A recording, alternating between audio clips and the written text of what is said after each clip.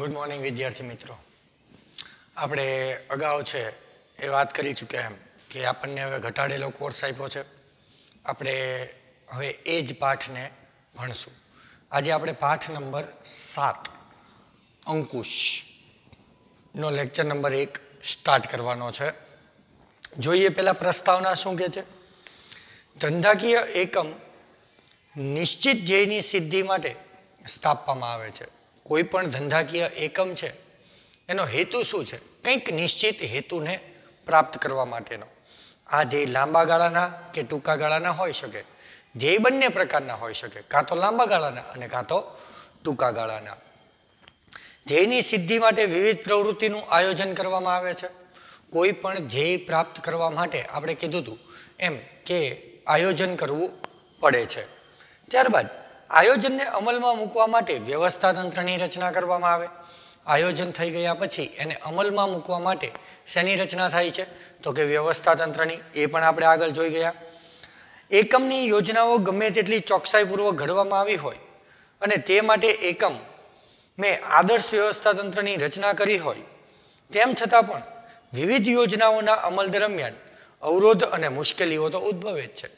ગમે તેટલું સારું આયોજન હોય, ગમે તેટલું સારું વ્યવસ્થા તંત્ર ઘડ્યું હોય, પણ તેમ છતાં ધ્યેય પ્રાપ્ત કરવામાં કંઈક ને કંઈક અવરોધ અથવા અડચણ તો આવતી જ હોય છે. આ પરિબળને દૂર કરવા માટે આયોજન અનુસાર કાર્ય થાય તે જોવાની કામગીરી અંકુશની છે. જો અંકુશનું કામ શું છે કે આયોજનમાં જે મુજબ નક્કી કર્યું છે એ મુજબ કાર્ય થાય છે કે નહીં એ જોવું, એ આયોજનનું અંકુશનું મુખ્ય કાર્ય છે. અંકુશ એ યોજનાને પાર પાડવા માટે કર્મચારીઓની પ્રવૃત્તિઓની ચકાસણી કરવાની અને ભૂલો સુધારવાની પ્રક્રિયા છે. કર્મચારીઓ જે પ્રક્રિયા કરે છે એની ભૂલ સુધારવાની એ પ્રક્રિયા છે. ત્યારબાદ અંકુશ. સંચાલનની પ્રક્રિયામાં ક્રમની દ્રષ્ટિએ આયોજન એ પ્રથમ કાર્ય છે અને અંકુશ એ છેવટનું કાર્ય છે. અંકુશ એ સંચાલનનું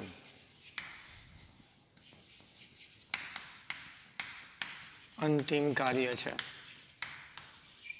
આપણે અગાઉ આયોજન વિશે ભણી ગયા કે સંચાલનનું સૌ પ્રથમ કાર્ય છે, એમ અંકુશ એ સંચાલનનું સૌથી છેલ્લું કાર્ય છે.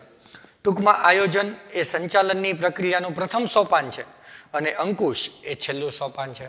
આયોજન કેવું સોપાન છે? પહેલું.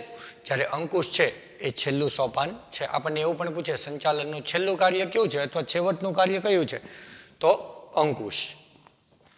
આયોજન મુજબ નક્કી કર્યા મુજબ કાર્ય નક્કી થાય. વ્યવસ્થા તંત્રમાં તે મુજબ સત્તા અને જવાબદારીની સોંપણી થાય. એટલે કે આયોજનમાં શું થશે? તો કે આયોજન કેવી રીતે કરવું, કાર્ય કેવી રીતે કરવું એ નક્કી થશે.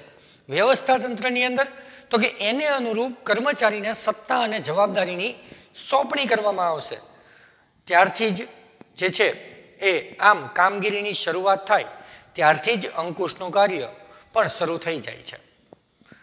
સંચાલનમાં થતા કાર્યની પ્રગતિ, તેમની આયોજનમાં નક્કી કરેલ ધોરણો સાથેની સરખામણી અને આવતા વિચલનોની જાણકારી મેળવવાનું કાર્ય એ અંકુશનું છે. આવા વિચલનોની માહિતી મેળવી તેમને દૂર કરવા અને સુધારાલક્ષી પગલાં લેવાનું કાર્ય પણ અંકુશનું છે. એક આપણને કીધું કે ભાઈ આયોજનની શરૂઆતથી જ અંકુશની શરૂઆત થઈ જાય છે. તો આમ આપણે એવું પણ કહી શકીએ કે અંકુશ એ સતત ચાલતી પ્રક્રિયા છે. કારણ કે ધંધાની શરૂઆતમાં શરૂ થઈ જાય છે કે ધંધાનો અંત ન આવે ત્યાં સુધી તે શરૂ રહે છે. ત્યારબાદ આપણે જોવાનો છે એનો અર્થ. તો અંકુશનો અર્થ શું કે છે? સામાન્ય અર્થમાં અંકુશ એટલે એકમના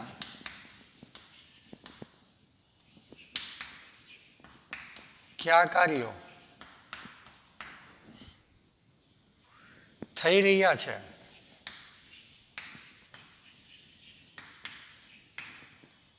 તે નક્કી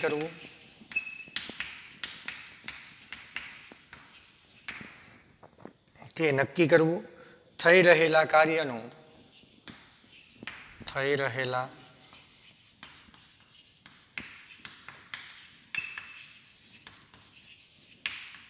મૂલ્યાંકન કરવું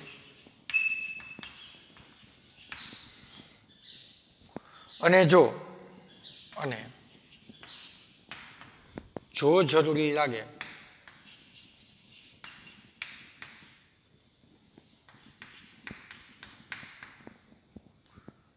તો સુધારાલક્ષી પગલાં લેવા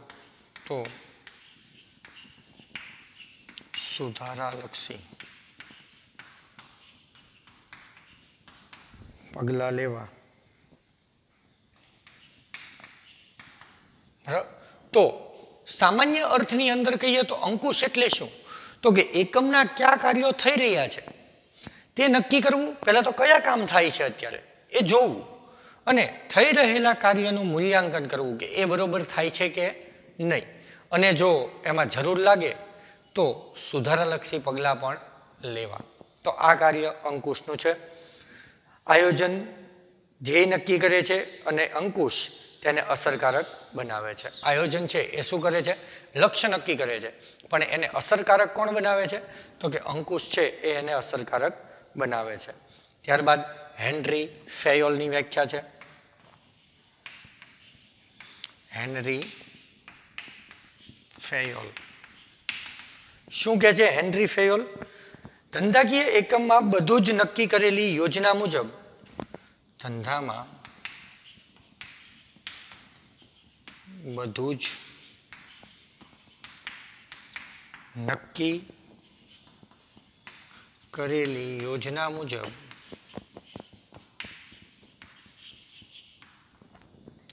મુજબ આપેલી સૂચના મુજબ અને સ્થાપિત સિદ્ધાંતો મુજબ આપેલ સૂચના મુજબ કે સ્થાપિત સિદ્ધાંતો મુજબ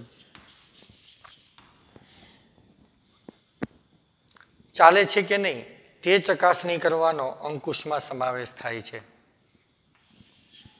ચાલે છે કે નહીં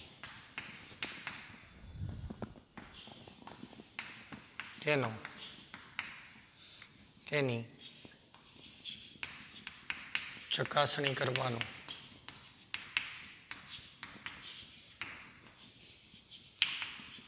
અંકુશમાં થાય છે. બરાબર. ત્યારબાદ શું કહે છે? તેનો હેતુ નબળાઈઓ અને ભૂલો શોધી કાઢવાનો છે જેથી તે સુધારી શકાય અને ફરી થતી અટકાવી શકાય. અંકુશનું કામ શું છે? ભૂલો થાય છે એને શોધવાનું અને એને સુધારવાનું. તો હેનરી ફેયોલ શું કહે છે કે ધંધામાં બધું જ નક્કી કરી લીધેલી યોજના મુજબ આપેલ સૂચના મુજબ કે જે સિદ્ધાંતો નક્કી કર્યા છે એ મુજબ ચાલે છે કે નહીં, એટલે કે એ પ્રમાણે કાર્ય થાય છે કે નહીં તેની ચકાસણી કરવાનું બધું જ કામ એ અંકુશમાં સમાવેશ થાય છે. વળી અંકુશ છે એ નબળાઈઓ અને ભૂલો શોધી અને તે ફરી થતી અટકાવે છે. Peter of Drucker. તો પીટર એફ ડ્રકર તો પીટર ઓફ ડ્રકર શું કહે છે કે અંકુશ એટલે પ્રયત્ન અને પરિણામ. અંકુશ એટલે પ્રયત્ન અને પરિણામ. ત્યારબાદ સાધન અને ઉદ્દેશ્ય વચ્ચે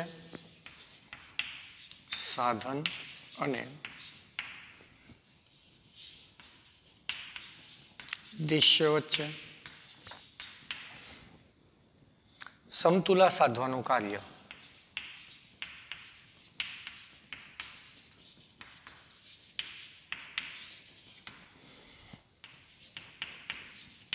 તો જો પીટર એફ ડ્રકર શું કહે છે કે અંકુશ એટલે પ્રયત્ન અને પરિણામ, સાધન અને ઉદ્દેશ, આ ચારેય વચ્ચે સંતુલન સાધવાનું કાર્ય એટલે અંકુશ.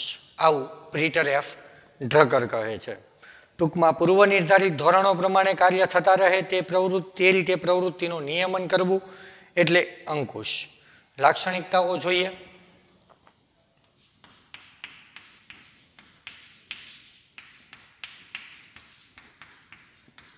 અંકુશની લાક્ષણિકતા એમાં પહેલું આયોજન સાથે સંબંધ. જ્યાં મને એવું લાગશે કે અઘરું છે ત્યાં જ મુદ્દા લખીશ, બાકી લખીશ નહીં, સમજાવું છું. આયોજન સાથે સંબંધ એટલે શું? કારણ કે જો આયોજન નહીં થાય તો અંકુશ થશે નહીં. કારણ કે આયોજન મુજબ કાર્ય થાય છે કે નહીં તે જોવાનું કામ અંકુશનું છે. એટલે આયોજન થશે તો અંકુશ થશે, અને એટલે અંકુશ છે એ આયોજન સાથે સંબંધ ધરાવે છે. જોઈએ બસ એ જ લખ્યું છે કે આયોજન અને અંકુશ એ એક સિક્કાની બે બાજુ છે. એક સિક્કાની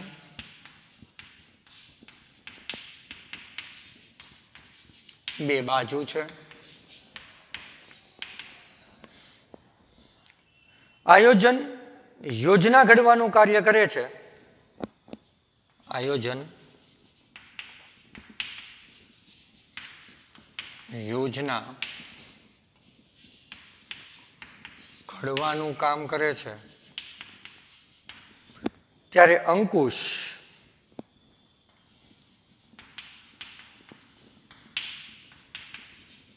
યોજના મુજબ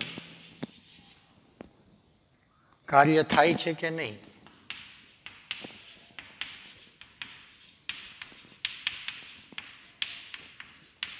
તે જોવાનું કામ કરે છે. બરોબર? અને તેથી આયોજન અને અંકુશ બંને જોડિયા બાળકો છે, એટલે કે બંને એક સાથે જોવા મળે છે. આમ આયોજન વિના અંકુશ અશક્ય છે. જો આયોજન નહીં હોય તો અંકુશ પણ નથી.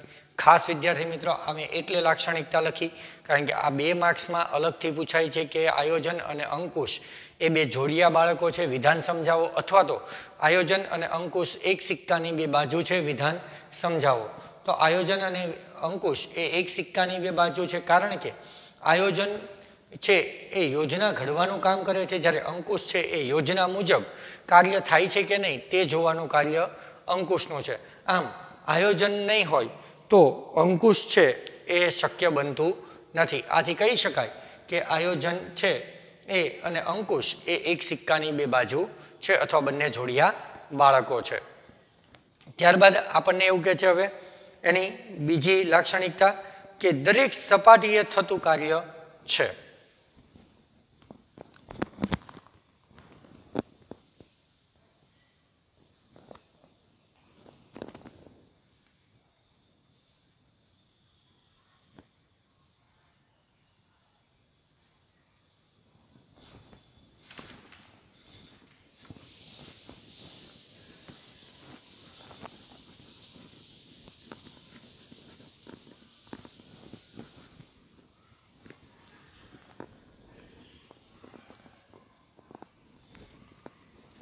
બીજું છે દરેક સપાટીએ થતું કાર્ય. શું કહે છે કે અંકુશનું કાર્ય સંચાલનની દરેક સપાટીએ થાય છે. અંકુશનું કાર્ય છે એ લગભગ સંચાલનની 3 સપાટીએ થાય છે. તે કોઈ એક વિભાગ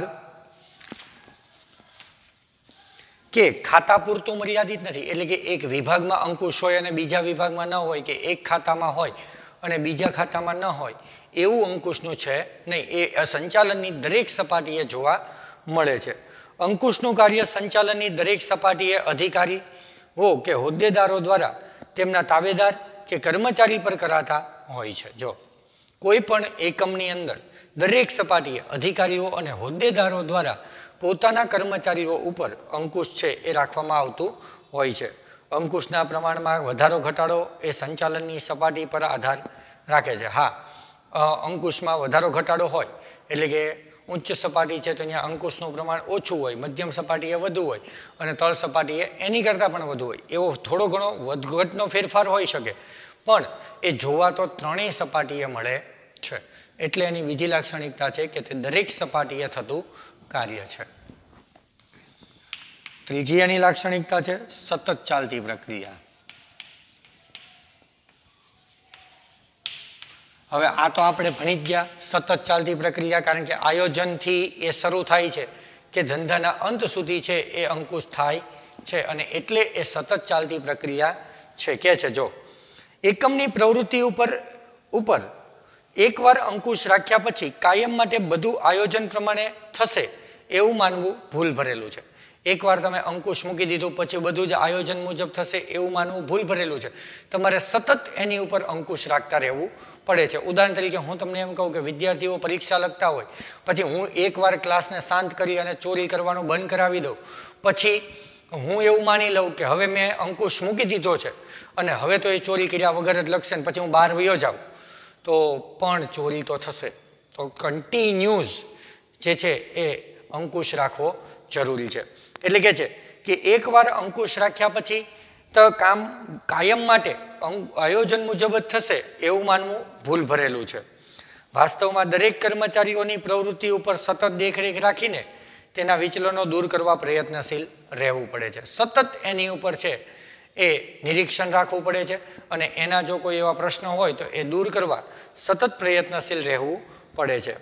ગુણવત્તાની જાળવણી અંકુશ અને ખર્ચ ઉપર અંકુશ જેવી મહત્વની સતત પ્રવૃત્તિઓ છે.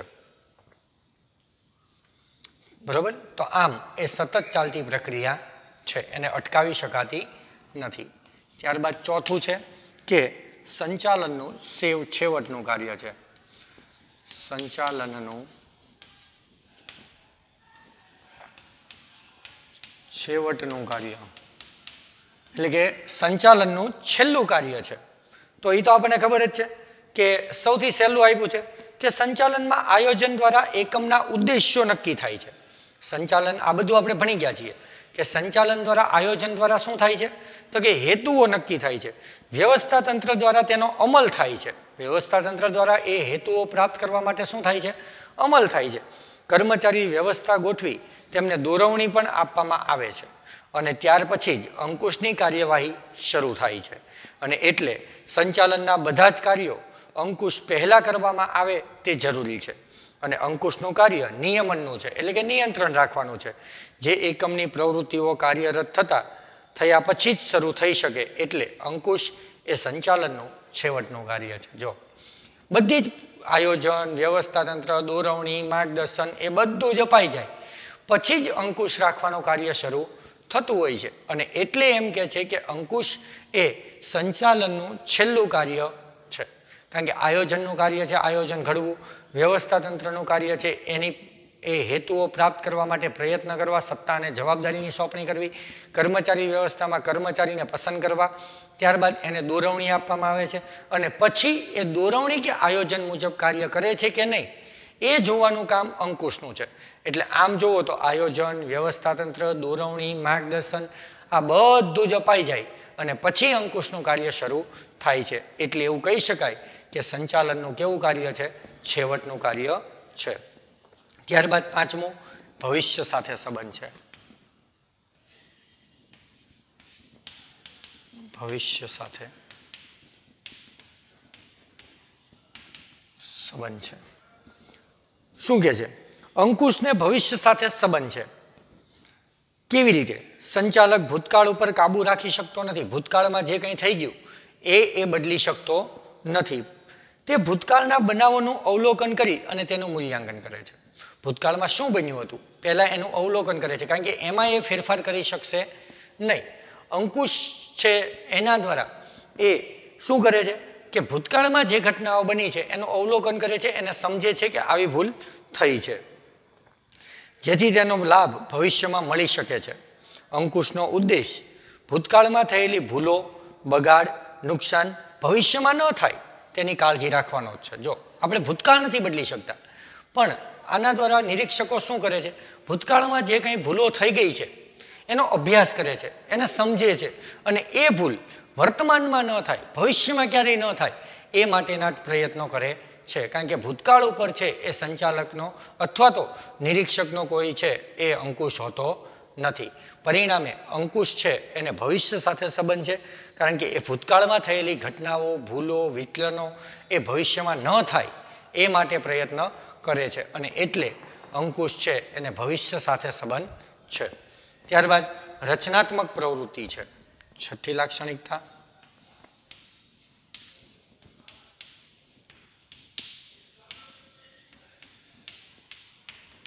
રચનાત્મક પ્રવૃત્તિ છે. અંકુશનો સામાન્ય અર્થ કર્મચારીઓની કાર્ય સ્વતંત્રતા ઉપર તરાપ મારવામાં આવે તેવો કરવામાં આવે છે. જો એટલે કે કર્મચારીને સ્વતંત્ર રીતે કામ ન કરવા દેવું, એવો એનો અર્થ લોકો લેતા હોય છે કે એમાં તો ટોક ટોક જ કરવાનું હોય છે, એમાં કર્મચારીને પોતાની રીતે કામ કરવા દેવામાં આવતું નથી. પરંતુ શું એ સાચું છે? તો કે છે ના, આ હકીકતમાં માન્યતા ખોટી છે. ખરેખર કર્મચારી તેમના કાર્યો આયોજન મુજબ કરે તે જોવા અને તે મુજબ માર્ગદર્શન આપવાનું કાર્ય અંકુશનું છે. જો એને સ્વતંત્ર રીતે કાર્ય કરતા અટકાવવાનું નથી, પરંતુ એને જે આયોજન આપ્યું છે, એને જે કામ સોંપ્યું છે, એ પ્રમાણે એ કાર્ય કરે છે કે નહીં તે જોવાનું જ છે. અને એ મુજબ ન થતું હોય તો એને માર્ગદર્શન આપવાનું છે, નહીં કે એ કાર્યને અટકાવવાનું અથવા તો એની ઉપર જે છે એની સ્વતંત્રતા અટકાવવા માટેનું.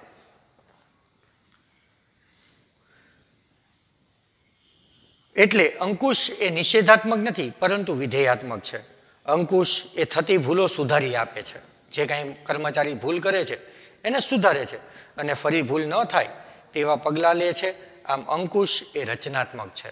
જો એમાં એવું નથી કે કર્મચારી સ્વતંત્ર રીતે કાર્ય કરે છે એને અટકાવી દો, પરંતુ એ આયોજન મુજબ કામ કરે છે, એને જે માર્ગદર્શન મળ્યું છે એ પ્રમાણે કામ કરે છે તે જોવાનું છે. અને જો એ પ્રમાણે ન કરતો હોય તેને માર્ગદર્શન આપી એ પ્રમાણે કાર્ય કરવા માટે પ્રેરિત કરવામાં આવે છે. આમ જે છે એ અંકુશ નિષેધાત્મક નથી, પરંતુ વિધેયાત્મક છે.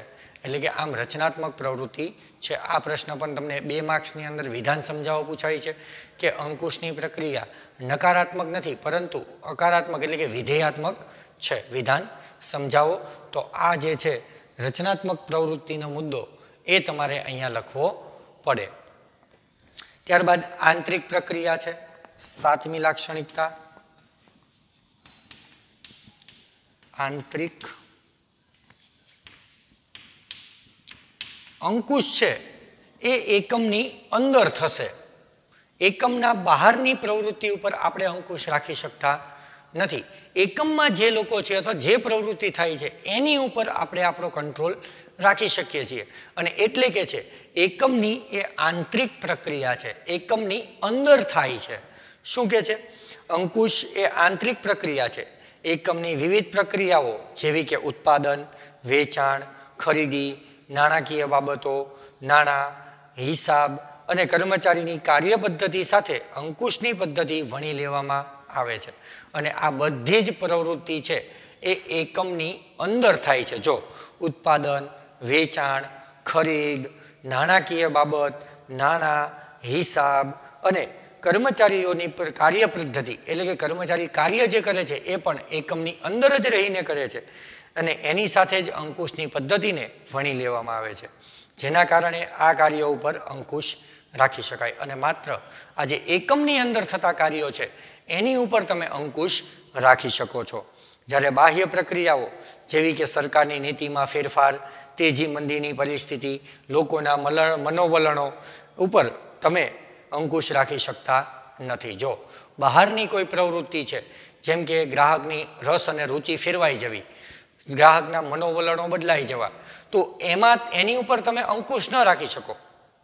સરકાર પોતાની નીતિ બદલી નાખે તો એની ઉપર તમારો કોઈ અંકુશ નથી ચાલતો. બરાબર?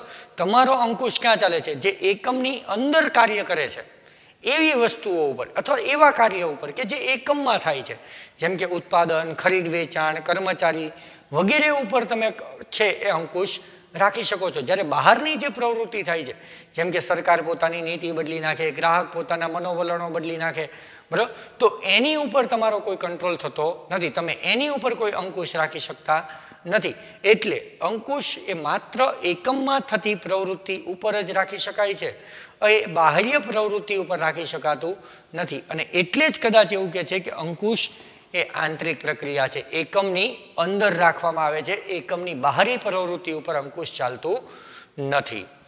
ત્યારબાદ આપણને કહે છે કે ગતિશીલ પ્રક્રિયા છે. 8મું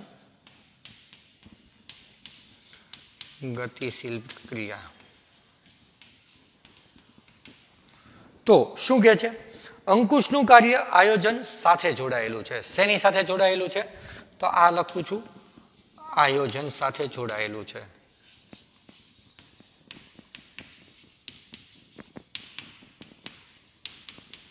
અંકુશનું કાર્ય કોની સાથે જોડાયેલું છે? તો કે આયોજન સાથે. કારણ કે આપણે એવું કીધું કે આયોજન હશે તો જ અંકુશ થશે. એટલે આયોજન સાથે છે એ એનું કાર્ય જોડાયેલું છે. આયોજન અને અંદાજ ઉપર આધારિત સૂચિત બૌદ્ધિક પ્રક્રિયા છે. આયોજન અને અંદાજ ઉપર આધારિત. અંદાજના આધારે આયોજન પણ શેના આધારે કરવામાં આવે છે? તો કે અંદાજિત. અને એ એક બૌદ્ધિક પ્રક્રિયા છે. જુદા જુદા પરિબળોના અંદાજો બદલાય તે મુજબ આયોજનના લક્ષ્યાંકોમાં પણ ફેરફાર થાય અને તે મુજબ અંકુશની પ્રક્રિયામાં પણ પરિવર્તન આવે છે. ટૂંકમાં આપણને એવું કહે છે કે આયોજનમાં જે રીતે પરિવર્તન આવશે એ પ્રમાણે અંકુશમાં પણ પરિવર્તન આવશે. કેમ? તો કે આયોજન છે એ મુજબ જ કાર્ય થાય છે કે નહીં એ જોવાનું કામ શું છે? તો કે અંકુશનું છે. એટલે કે આયોજન જેમ બદલાશે એમ અંકુશમાં પણ પરિવર્તન આવે છે. તો આમ એ એક ગતિશીલ પ્રક્રિયા છે અને વ્યક્તિલક્ષી પ્રવૃત્તિ છે. પછીનો મુદ્દો શું છે? તો કે 9મું વ્યક્તિલક્ષી છે. વ્યક્તિલક્ષી પ્રવૃત્તિ છે. શું કહે છે? કે અંકુશ એ વ્યક્તિ દ્વારા થાય છે. અંકુશ કોણ કરે છે? તો કે વ્યક્તિ પોતે કરે છે. ત્યારબાદ વ્યક્તિ માટે અને વ્યક્તિઓની પ્રવૃત્તિ સુધારવા માટે કરવામાં આવે છે. જો વ્યક્તિ દ્વારા થાય છે, વ્યક્તિ માટે થાય છે અને વ્યક્તિ જે કાર્ય કરે છે એ કાર્યને સુધારવા માટે અંકુશની પ્રક્રિયા છે એ કરવામાં આવે છે. તેમાં કેન્દ્રમાં તો માનવી જ છે. કારણ કે માનવી દ્વારા થાય છે, માનવી માટે થાય છે અને માનવીએ કરેલી પ્રવૃત્તિ છે એ સુધારવા માટે અંકુશ કરવામાં આવે છે. આમ બધામાં માનવી શું છે? કેન્દ્ર સ્થાને છે. અને અંકુશ એ કર્મચારી દ્વારા થાય છે. કર્મચારી ઉપર રાખવામાં આવે છે.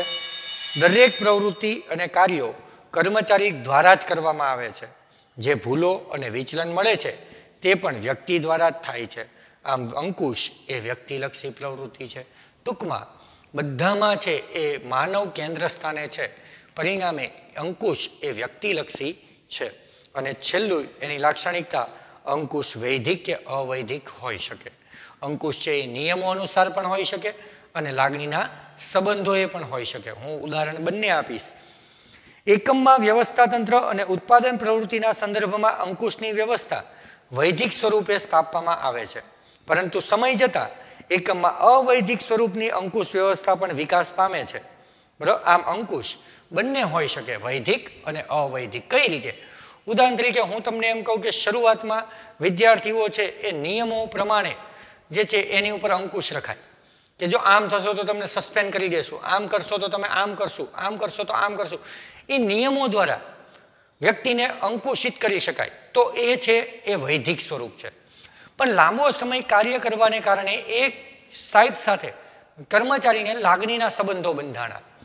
પરિણામે તમે એને ઘણી વખત એ સાહેબ છે એ એવું કે ભાઈ જો મને પ્રોબ્લેમ થાય એવું છે, હો તમે આમ કરો તો જો તમે નિયમોથી નથી ડરતા પણ શું કરો છો? એની સાથે અવૈધિક સંબંધો છે, એની સાથે લાગણીના સંબંધો છે અને એટલે એ કાર્ય તમે કરશો નહીં અને એ કાર્ય છે એની દ્વારા અંકુશમાં લાવી શકાય છે. તો આમ અંકુશ વૈધિક પણ હોઈ શકે અને અંકુશ અવૈધિક પણ હોઈ શકે. લાગણીના સંબંધે પણ અંકુશ રાખી શકાય અને નિયમો સાથે પણ અંકુશ રાખી શકાય. તો વિદ્યાર્થી મિત્રો, આ જે છે એ આજે આપણે એનો અર્થ, વ્યાખ્યા અને અંકુશની લાક્ષણિકતાઓ જોઈ.